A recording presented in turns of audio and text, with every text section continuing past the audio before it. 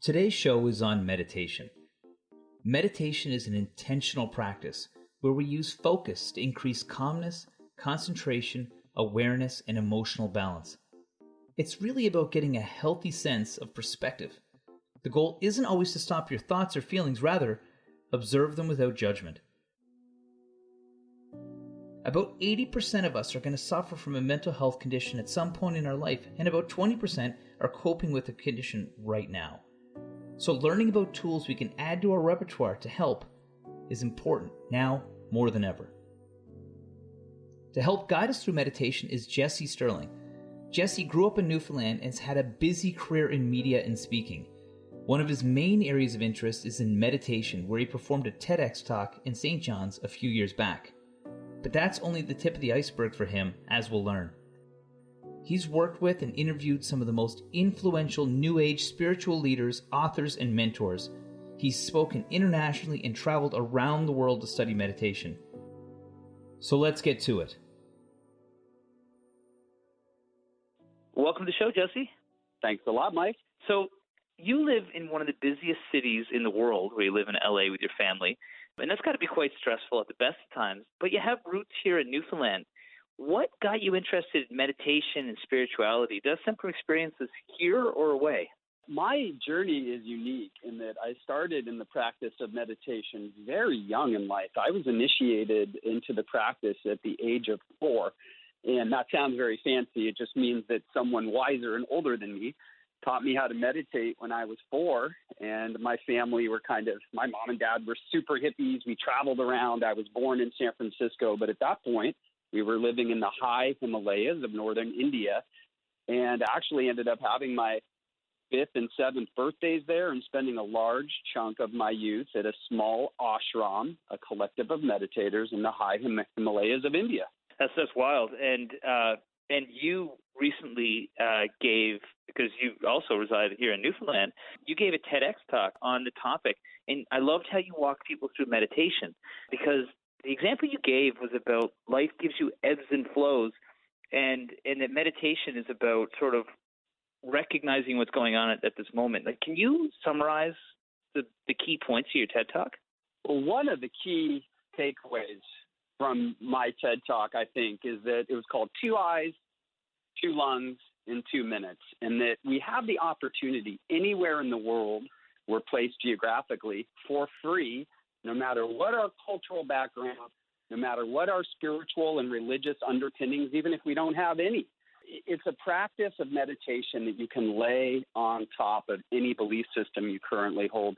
And it doesn't need to be 2 hours or 4 hours or 6 hours in a dark cave in the Himalayas with sitar music playing and wearing flowing robes with a mala bead. You can sit 2 minutes and take some deep breaths and give your eyes a rest anywhere on planet Earth. And it's so important to do that, to give your nervous system a rest. So that was one. And then the second and final point would just be that you can create a gap. Our nature is to have input from the world and immediately react upon it. Either that's the intellectual decision or an emotional, oftentimes, decision. And what meditation does, it just gives you that little pause, the power of the pause to really make a better decision, not be swept up in maybe sometimes crummy, fast, irrational thinking or toxic negative emotions. Right. And so meditation, I think meditation and mindfulness are similar, but not quite the same. What is meditation itself? These are a great point. I'll do the distinction first. I think mindfulness is getting clearly and 100% immersed in the present moment. So that might look like staring at a flower for a couple minutes. It's more of a Tibetan Buddhist style of meditation. It's fully engaged with your senses, but you're not doing anything. You're breathing deep and you're trying to chill out by fully immersing in the present moment. It can be a sound of a bell or the sight of a candle or, again, a flower or something.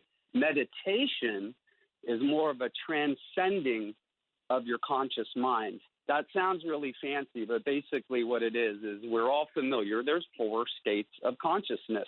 We are awake, walking as we're doing now. We can be sleeping and having dreams. We can be sleeping and having no dreams, deep sleep. And there's a final 4th state of consciousness called meditation, which is where you're not sleeping, but you're also not using your senses. You're sitting comfortably with eyes closed. Maybe you're doing some deep breathing, and it's those little gaps between the thoughts. Sometimes people even have them when they're hiking and when they're driving. I don't recommend it, but we've all had that moment. Whoa, I was just driving for 10 seconds. Where was my mind? Those little moments are when you're in the meditative state. Of course, I'm more into sitting comfortably with eyes closed and fully transcending that way rather than having little fleeting moments here and there. Yeah, right. And I mean, I think that some people may not even realize they're meditating when they take a hike on the East Coast trails and they stare out and, are looking over at this amazing vista, and they're kind of forgetting where they are for a second. They're taking it all in. They're smelling, they're seeing, and they're listening. And I think that is something that people may not even realize, that it's a huge part of their life, even though it's not as formal as some people may think. It's this wonderful concept that Eckhart Tolle articulates called the power of now, meaning all we really have is the present moment. If you're feeling anxiety, you're probably living in your head in the future and filled with worry. If you're filled with guilt and regret, you're playing those old movies from the past again and again. Guess what? We don't have a time machine, so we can't go into the past and change things. Tomorrow isn't promised. We don't know what tomorrow will hold. There's a great quote in the Bible: tomorrow has its own worries. Just worry about today. All we can control is the present moment, and it's called the present because it's a gift. And I'll conclude with a little quote from Alan Watts, who brilliantly said, any activity you're engaged in that you're not caring about the outcome or the results, that can almost be considered a meditation. So again, that beautiful picture you painted of hiking on the East Coast Trail and you're looking at the sun and the horizons, you're not attached to the results. You're not trying to beat any kind of personal record. You're just immersed in the moment, and it feels great. It's this feeling of relaxing peace. Better than happiness, because happiness will always go up and down and end one day. So I think that you kind of hit it earlier when you talked about, being at the sitar music and being in the Himalayas. And I think there's some misconceptions around meditation and really who it's for. What are some of the biggest sort of roadblocks people have, like, to get into a meditative practice, because they're just thinking it's something that it isn't? Well, I want to also say I'm not against beads and beards and robes and whatever, gets you to meditate and gets you to sit for a few minutes or even a few hours per day. It's really the best and highest use of your time. You work on yourself, you improve yourself, and the world improves. And then I'll repeat what I said earlier. It doesn't go against any religious or spiritual tradition. It's just an activity that you can lay on top of it. Now, for some people, it is a spiritual guidepost for them, and I have no problem with that. That's beautiful. That's great. But you don't have to make it a spiritual practice. You don't have to make it a religious practice. You can treat it as a nap. You can treat it as an exercise. What you're doing is you're giving your nervous system a break, enabling you to recharge your faculties, ego, intellect, mind, and your senses, so you're rejuvenated and can have maximum power for the rest of the day. And it can be a 2-minute recharge, or it can be a 2-hour recharge. What I was going to say was that it's almost like a daily practice is important for that. And I had a friend one time who told me that if you don't have 10 minutes a day to meditate or focus on your breathing, then you really need to spend an hour doing it a day. And what do you think he meant by that? I think that the busiest people are the ones that need meditation the most, because their brains are going so fast in a million miles a minute. And that's our society. We're taught to cherish multitasking. Go, go, go. Don't just sit there, do something. I'm flipping the script. I'm saying don't just do something, sit there. If you actually take a break for a few moments, your energy level, the clarity of your thinking, your planning, all that is going to be better to make you more efficient at doing all of your tasks. So I think that quote drives the point home that, look, if you can't have 10 minutes to dig up, you've probably got to reorganize your life and reorganize the way you're living your life and your focus. You're too busy. You're too scattered. You're too frantic. One practical point I'll end with is that I know single moms, and some people literally don't have 10 minutes, and I get that. But you can always take 10 minutes in the bathtub or the shower. You can drive in your car and arrive somewhere early and put it in park and sit for 5 or 7 minutes in the driver's seat and have a nice meditation. You don't have to have this perfect 3-hour session in nature with birds chirping. You can just grab 2 or 3 minutes here and there, and it really recharges you. That's great. And I'm going to ask you to guide us through a little meditation a little later on, because I think that people need to understand what that is. Why do you think there's such a huge interest in this now? Because meditation, yoga, mindfulness, these things are at the front of wellness right now in the world. It certainly has changed a lot. As I was born in 1971, and I got teased a lot that my parents meditated, and my grandfather, Jesse Stirling, he was crack. He would eat vegetarian food and stand on his head, and heard he's into yoga, and it all had a bit of a stigma to it. And you're right, it's kind of become the cool thing now. It's at the forefront, and I think it's because we're so busy with our lives. We're looking for a higher sense of fulfillment and peace. As you indicated, I'm here in Los Angeles. I'm right in Beverly Hills, which is supposed to be the epicenter of wealth and success and symbolic of you've made it. I've never been around a group of more unhappy, stressed out people that just look like they're constantly longing for something. It's because they've achieved everything the world told them they should achieve. They made a lot of money. They have a big house, the cars, the family, the job with status, and yet they still feel this emptiness and this longing within them. And that's the only thing that self-peace and meditation can give you, is I have something that no billionaire has: enough. It teaches you to have enough, because human desires are unlimited. Even if you have the best meal of your life, the next morning you're worried about topping it. You buy a new car, in a week the joy is worn off and you're already dreaming about the next dream car. Human desire is limitless, but you can, through meditation, briefly commune with this beautiful, unchanging space, which is pure, free forever. The reason we have a health and wellness show here now is because we're really trying to tap into the fact that we've got a lot of opportunity to be healthy here, but unfortunately our province doesn't have the best health when it comes to the rest of Canada and other parts of the world.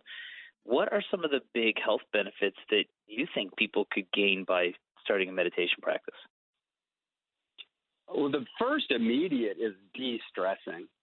I've had a minor heart attack, and I think part of that might have been related to stress, probably most of it genetics, but a little bit stress. And here's this guy who teaches meditation, who talks about meditation, who's been meditating since he was 4. I'm 49 now. So it doesn't make you invincible, and meditation doesn't take away all the problems of your life. But what it does do is it gives you this sense of inner power and charges you up. Physical benefits would include that lack of stress. My blood pressure got noticeably lower. My heart rate, through all the deep breathing and all the yoga I've done, has gotten – my doctor actually asked me, do you run marathons? Do you do triathlons? You have the lowest resting heart rate I've ever felt. And I think that's because of all the meditation I've done. And I'll mention a quick study, and it just indicates kind of how you react through life. I found this study so interesting. They hooked up a bunch of video game players, kind of, it said, can get into a meditative zone flow state where they're so locked in on their game. And then they had a bunch of meditators in a different room sitting on the couch. And about 45 minutes into the experience, they said it was going to last an hour, letting them be deeply immersed in their activity. They created a huge racket around them, dropped a bunch of pots and pans from the ceiling. And the meditators barely flinched. Maybe a few would open their eyes. Most didn't even open their eyes, continued to meditate, whereas everyone playing this video game, where they're supposedly totally immersed and locked in on, all of them jumped out of their shorts and leapt off the couch and screamed and were obviously surprised and shocked. The point of the study was, and the point of my story is, that meditation allows you to react through those bumps and bruises and ups and downs of life much better. You don't have to buy into every negative thought when you're trying to fall asleep at night. Hey, let's replay all your most embarrassing moments. No, you say, brain, thoughts, I'm going to not follow those movies right now. And I'm going to, instead of this, I choose peace. That's a mantra I say to myself a lot. Instead of this, I choose peace. And one more thought that I had just to close out.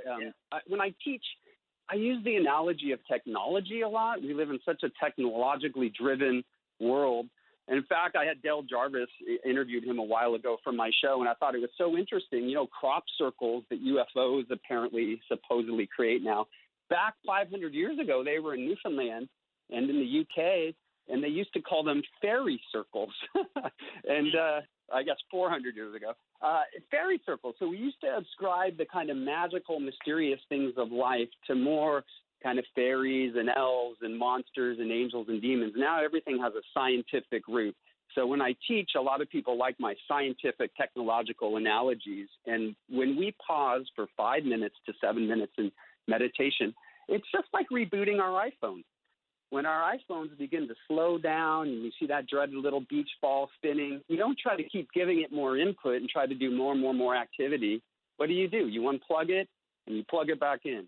You reboot, you reset. And so that's what I think meditation does. It gives you that pause, and ultimately the health benefit is that you got lower stress, more energy to deal with the inevitable ups and downs of life.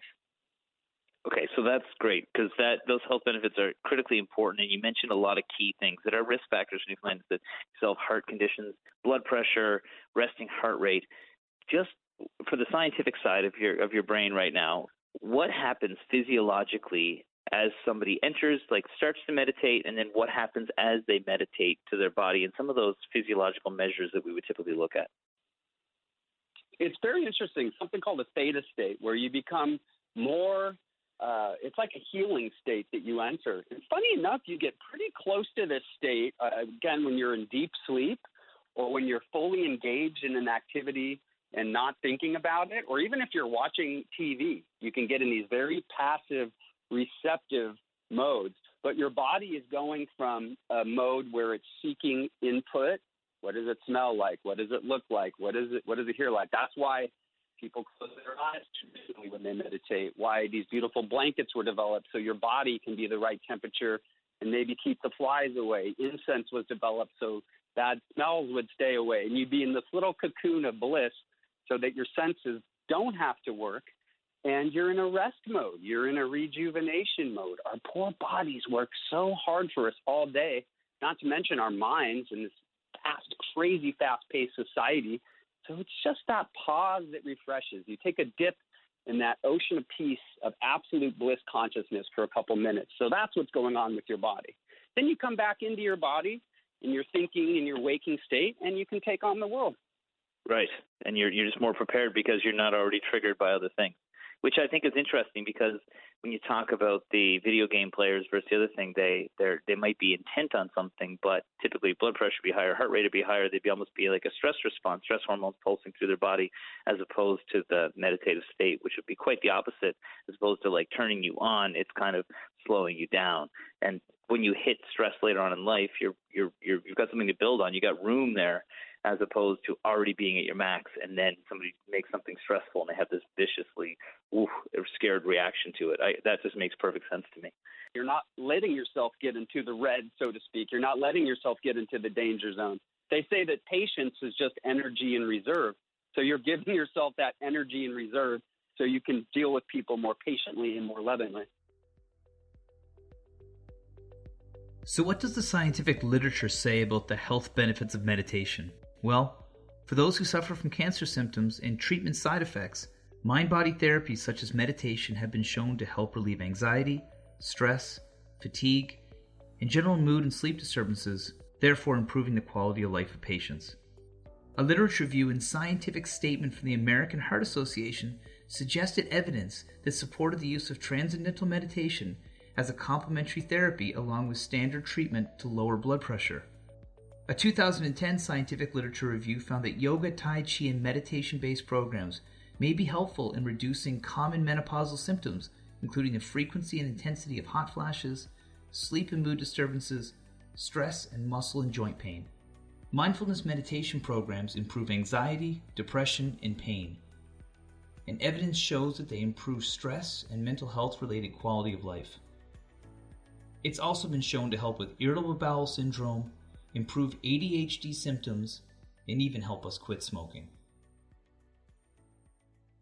Well, you have had the opportunity through a lot of your work in media to interview some real spiritual and meditation mindfulness leaders from around the world. Some of the biggest names like Deepak Chopra and Wayne Dyer and Eckhart Tolle.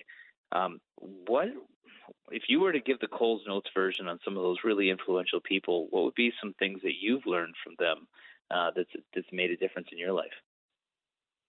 Oh, great question. Three of amazing, inspiring teachers in my life who've all been absolutely prolific with their writing. So to try to briefly summarize them, I'll do it in chronological order, the order that I met him, Wayne Dyer. And so the main lesson I learned from him, or what he talked about a lot in that interview, is, are you familiar with that book, The Secret? Yes. That concept of The Secret is basically that what we envision, we draw to us. What frequency we vibrate at as human beings, we tend to draw similar kind of experiences to us. If we think everyone is nasty and mean in John's Newfoundland and we move to Toronto, we're probably going to think everyone's nasty and mean there too. If you think everyone's wonderful, you're going to draw those kind of experiences. So it's so important. Basically, everything in the universe is energy. Everything vibrates at a certain frequency, and you attract experiences of similar frequency. That's the core of The Secret, positive thinking, essentially. But what I loved about it is Wayne said, because he co-wrote the book, he said they got a big part wrong. Really, what you want to do with The Secret, I'll use an example. You want that new car, so you visualize it and what the texture of it looks like, how the interior smells. You envision yourself in that. But that doesn't mean the car is going to magically appear in your driveway. What you have to do is the universe works in a way it'll give you ideas how to make the money to then buy that car. And guess what? That usually requires a lot of planning, a lot of goal setting, and a lot of hard work. So it's a bit magic in that the universe gives you ideas, but most of it is practical goal setting and hard work. So I appreciated that from Wayne. And his quote that always stuck with me is, don't die with your music still inside you. Most people lead lives of quiet desperation. There's all these dreams we have unfulfilled, all these things we want to try, but maybe we don't have the gumption to do it. His whole rap was just do it. Life is short. Write your book, compose your song, take your trip, do the charity work. What are you waiting for? If it is to be, it is up to me. So don't die with your music still inside of you. That was my meeting with Wayne, and that was a special one because he was also one of the first real people with name and fame that I'd interviewed. I got a couple of bigger names like Michio Kaku, who has a CNN show. He's a quantum physicist. Alex Gray, who's a trippy visionary artist who does all the Tool album covers. I've had a couple people with name and fame, but in that spiritual world, it's like dominoes following. The first question someone asks you is, who else have you interviewed? And when I could say I had Wayne Dyer in my belt, he was a hard get, as I mentioned. He wasn't doing interviews and hadn't done any for 5 years. Suddenly it was that much easier to get Deepak Chopra, and it was that much easier to get Eckhart Tolle, and I've gone on to interview The Rock and Matt Damon and Tom Hanks and a bunch of characters now. But getting back to Deepak, and this was also in Newfoundland. So there was this event in Torbay that Josh Dawson from the I Am Genie Foundation has organized, and Deepak Chopra came to Newfoundland. He'd always been a real hero of mine, not because I think he's some blown guru space. He's basically a very astute medical doctor. I saw him. I was the opening speaker and went on tour with him. He did 12 different speeches that were all exactly the same 295 PowerPoints, the same ad-lib jokes. You know, he's not a guru space in that Eckhart Tolle is so blown out, he doesn't even know where the stage is, quite literally. Someone leads him to the stage. He doesn't know where he's going to start. He doesn't know where the rap's going. He doesn't know when it's going to end. Someone kind of indicates a little thing on stage. You have 2 minutes left. He'll just go for 2-3 hours straight. Deepak is more of like a regimented, articulate, studied guy. But why he's a hero to me is he really was the catalyst to make meditation not something that gets made fun of. Here's a mainstream medical doctor who's on CNN saying that meditation is good for you. And I really feel that kind of removed a lot of that stigma. He really tipped it in that direction. And there's so much that I learned from Deepak. I love his raps about dharma, which is the notion that we all have a certain purpose in life. Look, the universe can get so overwhelming and that it's infinitely big, and we're just a tiny speck of a piece of dirt, microscopic, and no one's going to care about our lives in 100 years from now. And so what's the point of it all? And the point of it all is dharma. And that means that if you are putting yourself in the right place and using all your God-given abilities to their maximum, the wind of life blows through you as if you were a flute and creates the most beautiful music and harmony.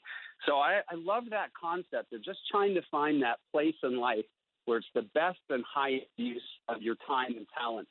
It is, once you realize life is not a prison sentence, life is this miraculous gift we're given to be consciousness piloting a meat-covered skeleton around planet Earth. What an incredible movie. That was my grandfather's whole rap. It's all a movie, buddy. And you're the director of your own movie and the star of your own movie and the hero of your own movie, even the costume designer and the script writer. So make it a great movie. For those people that have never tried meditating, one of the things we have a great opportunity to do right now is to have you guide us through a simple meditation, like the one you did for the TEDx talk. And just a quick warning, if anybody wants to try this, if you're driving, pull over and get yourself a nice, safe place to sit back and relax, because I think it's something that people could really benefit from. So I'm just going to hand it over to you and let you run with a quick meditation people can do. Thanks, Mike. Before we get into it, you want to be sitting comfortably. A lot of questions usually arise. How do I put my legs? Do I need to be cross-legged? No. You sit however's comfortable to you. Can you use a chair? Yes, absolutely. You have arthritis or something's going to cause you to start thinking about your body more if you want to put it in a certain position. Don't force anything. And that's really a good mantra and something to keep in mind for the whole meditation practice. It's meant to be pleasant. Not meant to be something that is unpleasant, you force yourself to do, punish yourself by sitting in the corner. So start with a very low amount of time. If you're starting an exercise program or running or lifting weights, you wouldn't try to jump in at an Olympic level. So we're not going to try to do a couple hours of meditation right now. We're going to do a couple minutes. A couple other notes of words you might have heard: mantra, mala, and mutra. So I'll touch on each one of those before we go into the guided meditation. Mantra, literally translated, means mind release. And that's a little phrase that you can say to yourself over and over again. It can be pure, free, forever, pure, free, forever. It can be love, love, love. My mantra is amaram hum, maduram hum. It means my soul is immortal, my soul is blissful. So it's positive messaging over and over. But more than that, it's a trick to keep your mind occupied. And a quick story that brings that concept to life is in Hindu texts. They talk about a farmer and a demon. And the demon said to the farmer, I will grant you infinite wishes, but you just have to keep me working the whole time, because if I'm alone or have downtime for 1 minute, I'll eat you and I'll eat your family. And the farmer said, deal. Give me a palace, give me more farms, give me horses, give me riches. And so after a couple of days, he realized he was out of things to wish for. So he asked the demon, he said, I want you to go to that tree and climb to the top of it. When you get to the top of the tree, I want you to climb back down to the bottom. And when you get to the bottom, you want to climb back to the top. So hopefully that the analogy comes clear now, and I've landed my point, that the demon is your mind. And if you leave it alone for a while, it'll start to eat you, and it'll take you down all sorts of daydreams and all sorts of worries, the good, the bad, and the ugly. But you give it a little trick to climb up that tree and climb down that tree, climb up the tree, climb down the tree, which is just repeating something. So, and then even like my father-in-law, who's in his 80s, learned to meditate, and he loved to just say to himself, you repeat it quietly in your head, I am breathing in, I am breathing out. I am breathing in, I am breathing out. It gave his mind something to do, and then also he reminded himself to take breath in and out. So that's mala. That's mantra. Mala is just those beads which you see meditators wear sometimes. You absolutely don't need them. If you're a little fidgety like me, I tend to not be the type of brain that would fall asleep during meditation. I'm more prone to being chunchill, fidgety, my brain flitting around to different flights of fancy. And just having those beads can really help you channel your nervous, fidgety energy. So it's very similar to the rosary. You're just saying a little prayer with each bead and moving it around. Final one, quickly, is the hand position, the mudra. And, you know, we've seen Buddha with his complex of palms up or palms down or making the okay signs. And I don't think we need to get too worried about that at this point. Essentially, I love what my teacher taught me. He said, look, if you're feeling hot, rest your hands upwards on your legs. If you're feeling cold, put your palms downward on your legs, on your thighs, and you just create that beautiful system. So now that's your basic background that we can jump into this now. We're all sitting down. I'm going to just take a couple minutes right now to direct with meditation. So maybe shake and get your last little wiggles out, and we're going to close our eyes. Take a deep, calming breath in through the nose and out through the mouth. You know, we sigh when we're stressed out, but you can actively control your breathing to de-stress. More deep breaths in and out just to settle our nervous system. In through the nose, out through the mouth. In through the nose, out through the mouth. Let's try a smile meditation for a little bit. Our eyes are closed, but you're just making that physical smile. You're getting your energy attuned to more of the positive. Breathing in and breathing out. Now we're letting go of our thoughts. The thoughts can come and the thoughts can go. It's like we're looking at the beautiful blue sky. Clouds are coming across our field of vision. They're appearing and they're disappearing. We give them no mind. We're just focusing on that vast, blue, infinite sky space. More thoughts may come, appear, arise. Try to get you to play around with them for a little bit. Don't treat your thoughts like contempt. Don't get mad at yourself. There's nowhere to be, nowhere to go. Just you in the space. You're letting the thoughts come and go, finding the gap between those thoughts. We're looking at the background canvas of the sky space as opposed to individual thoughts coming and going. As we get deeper into that space of love, fulfillment, peace, harmony, that which is unchanging. We're letting the world disappear around us. Nowhere to go, nowhere to be, no thoughts, no worries, just be. Ram hum, maduram hum, amaram hum, maduram hum, om. Om. Om.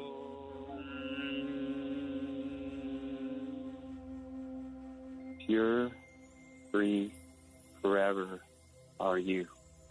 Pure, free, forever are you. Pure, free, forever. Right in God's lap. All your ancestors, all walkers of the middle path, ascended masters, angels, deities, life force, Mother Nature, all spirits of good come to us right now. Conclude our meditation in that space of peace, that space of happiness, unchanging, settled, wonderful bliss, wonder and delight. As we slowly come out of our meditation, we might want to rub our hands together, activate our body energy, slowly come back into our bodies, not opening the eyes yet. We're going to cup our eyes gently with that heat we just created by rubbing our hands together, and blink our eyes slowly open. Take your own time as we come back into our bodies, as we come back into time. We're leaving that space that is infinite, unborn, unchanging, and undying, and coming back into the world of things and forms with more vigor, with more energy and alertness, with less stress, worry, and agitation. And the world is ours to enjoy, have fun with. I am part of everything. Everything is part of me. Life is love eternal. Peace. Peace. And that's meditation. You've all just done it. That's great. I love that. That And, easy. it's something. It's different, Jesse. Like, it's different. You can do that. You can do the mantra of I breathe in and I breathe out. And you can do anything that keeps your mind on it. I think that's just important. People to be exposed to that, because it's something that when you do it regularly, it's something you can use as a little bit of a I don't know, a relief from the day to day. It's a wonderful habit, and it's called a practice. It's a yoga practice. It's a meditation practice. It doesn't mean you do it one time and you're perfect. It doesn't mean you do it one time and it's done. It's a lifestyle. Bring it back to home for a bit with Newfoundland and Labrador. We have some challenges for health, but it's also a challenging time here. We can't travel out of the Atlantic bubble. There's a lot of financial uncertainty and economic uncertainty and things like that, and people are definitely feeling stress. And also, people have been forced to be separate than a lot of other folks, and we're a very social part of the world, probably one of the most social places in the world. What are these things going to add to people's life when it comes to their mental health? I think you're absolutely right. This is the most stressful, uncertain time of our lives. And I think at the beginning of the pandemic, of the lockdown, of the shelter in place, there was a little bit of a spirit of, look, if you don't learn a second language and how to play an instrument and get a six-pack, you're just a loser. You don't have your act together. You've been waiting for this free time your whole life, and here's the free time. What are you going to do with it? I'm really happy that the emphasis isn't on that anymore, because I have been so emotional during these past 6 months. I've gone through denial. I've gone through a lot of anger that the situation was happening, and I can't take my 2-year-old daughter to the zoo and to the beach, and how can hiking trails be closed? And then went into a real depression for a couple of weeks. And I'm just finally at that acceptance place now. The point being is that you are allowed to feel stressed out by this. This is a stressful, uncertain situation. But what I always remind myself is I hear my teacher's voice in my head saying, the world has never offered peace. The world has always been a place of struggle, of gain, loss, up, down, victory, defeat, happy and sad. So it's just the carousel is spinning a little crazier and a little wilder than usual, but it's still that whole dance of illusion, the dance of the Maya, as they call it in India. All that is still going on with the world. So it makes it even more important than ever to take those couple minutes a day to climb inside yourself and take the journey. Because if we're financially unstable, it doesn't cost anything to do. We can't be with other people. This is something you can do by yourself. It can be a group activity. When 2 or more people are gathered together with the energy of a spiritual kind of stress relief pursuit, you feel that contagious good vibes around you. You can support each other. I've also heard the analogy or a picture painted. If you're a new meditator, meditating with more experienced meditators can help. You're like a young sapling just trying to put its roots in, but you're surrounded by these mighty oaks that kind of can shelter out some of those other breezes and weather and all the distractions of the world. It's easier to take roots with your meditation practice if you're practicing with people who've been doing it longer than you. Just like any sport, just like working out or running or playing golf, you kind of rise to the level of the people you're exercising with. So don't try to be a perfectionist. The most important thing is just to try it. Sit comfortably, close your eyes. You have 2 eyelids to close, 2 lungs to breathe deep, and just take 2 minutes. You'll feel wonderful, and you'll see that 2 minutes will grow to 5, will grow to 7. Soon you'll be wanting to do it first thing in the morning and the last thing before you go to bed and throughout the day, just to rest your nervous system. Even our eyes, which spend so much time on computer screens now, giving your eyes a break, you'll just feel great. I encourage everyone to try it. And if just one person starts meditating based off my talk, you've made me so happy. Mission accomplished. I love that. I guess the last thing I would just say is, so somebody starts to work on their mental health with meditation, things like that. Just how important is the rest of the interplay with diet and exercise and the rest of lifestyle with your practice? What a wonderful point to close on, because I've always enjoyed yoga teachers when they're concluding a class. We do a bit of meditation and a bit of deep breathing, and they say, remember, your yoga practice begins now. The yoga practice begins when you leave the mat. Are you leading your life as a yogi? Are you leading your life as a meditator? And I love this notion. It's been hammered home to me again and again by my teacher, is with meditation, you don't need to drop anything. Don't worry about stopping anything. Just add the meditation. And believe it or not, the more you meditate, other things will start dropping away naturally. You spend more time self-reflecting, you'll realize, oh, I have this toxic person in my life. Sometimes bottled up feelings come out. Can be a lot of grief that hasn't been processed and you just kind of stuff down. Could be anger, could be jealousy, or have these wild emotions arise because you're dealing with them. You're not giving yourself more and more and more input, fast data. You're spinning a wheel, your beach ball wheel can't keep up with anything. No, you're unplugging. There's no new input coming in. So your toxic emotions residing inside of you can be dealt with, can be processed. And I am a big believer that a lot of dis-ease is dis-ease. It's unprocessed emotions in our body. And so my personal journey has been, once I started meditating a lot, excessive drinking alcohol went away, excessive smoking went away, excessive meat eating went away. I wish I could say I was a perfect vegan yogi. I'm not. But I now use meat as if it was a treat, as if it was a dessert when my body is truly feeling like it needs it.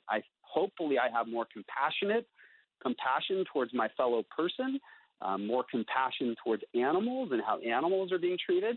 And overall, as a society, I think this is the dawning of a new age of consciousness, this turmoil we're experiencing right now with social unrest and with health and safety measures that have been unprecedented. It's the turbulent birth pangs of a new society being born, a society that is more mindful, is more compassionate, is more meditative, is more tuned into Mother Earth, wanting to live more in harmony with this planet, leave a better Earth for our grandchildren. So it's overwhelming to try to make the world a better place.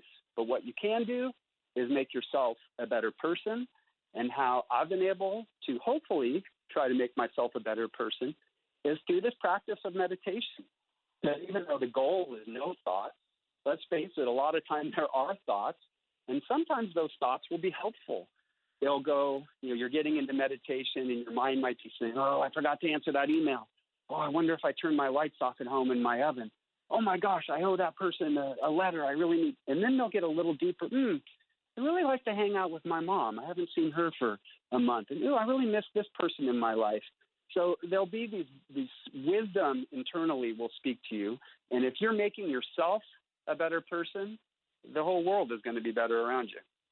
And so hence, you're just kind of raising your own vibration in an effort to help everyone raise theirs. You never can really change anyone. We only can change ourselves. If you're looking for that one person who's going to come and change your life, you've got to look in the mirror.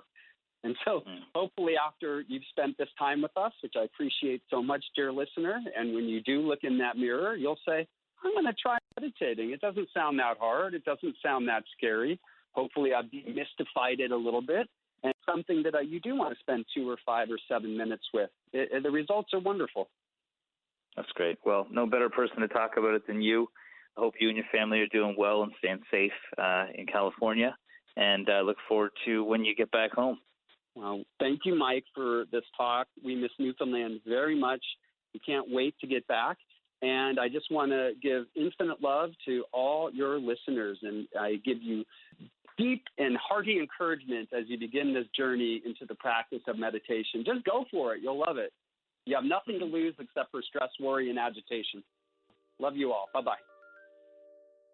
I'd like to thank Jesse for joining us today and sharing his appreciation of meditation in such a practical, understandable, and wonderful way. I hope you all take a few minutes to try that practice yourself and take that much-needed break from the world. I'm your host, Dr. Mike Wall. We'll see you next week for another episode of the Health and Wellness Show on your VOCM.